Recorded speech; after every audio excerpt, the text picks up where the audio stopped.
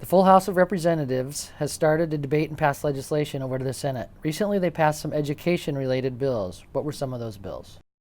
Well, one of the bills was 2214, and 2214 gave greater flexibility for our school districts, especially for kids who are having difficulty with certain requirements. It just basically gave them greater flexibility in graduation requirements. Another bill dealt with one that we're having a lot of problems with finding substitutes in our school districts, Battleground, Evergreen, many of our districts, and this gave the opportunity for retired teachers to come back into the system and would be able to teach a certain amount of hours.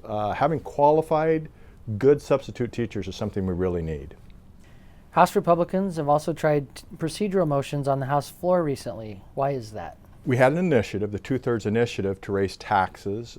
We really felt like the voters have voted on that several times. We feel like that bill was not going to get addressed to that initiative, and so we did a procedural to bring it to the House floor. We took a vote on the 2/3 to raise taxes, needing a 2/3 majority. It went down, straight party line vote, 48 Republicans yes, 49 Democrats no. So that initiative did not pass. We also did another initiative that dealt with a charter school proposal actually on the House floor, a procedural, to bring the charter school bill to the floor to vote on. And I think that's really important. We have about 1,200 kids in our state right now who are in charter schools. The initiative process voted for charter schools, and yet we're in a holding pattern on charter schools because of a ruling by the court. We really want to get this addressed. We feel that there's a bill that will basically treat charter schools a way in which we will fully fund them, similar as we do other schools in our state, and it will be a very good bill, but we're having difficulty getting that out right now.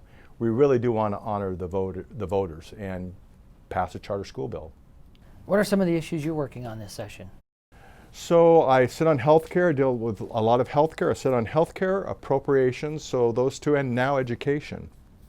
On the healthcare arena, we're looking at possibly raising the smoking age. I believe it's Bill 2313 that will raise the smoking age to 21. I'm not sure we're going to get to 21, but I believe we will raise the smoking age hopefully to 19 or 20, so we at least keep smoking out of the schools.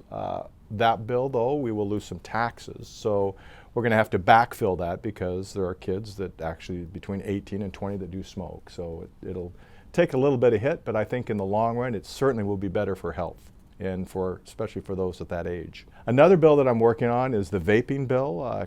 In our state right now, vaping is completely unregulated. I have a bill that will deal with regulation of vaping, child-proof labeling, proper labeling, knowing who's vaping and knowing, who's selling vaping products throughout the state, a registration, a licensing fee. We have a lot of people and a lot of youth, 18 again, that are vaping, that don't know what they're vaping. It's completely unregulated, so that would do that.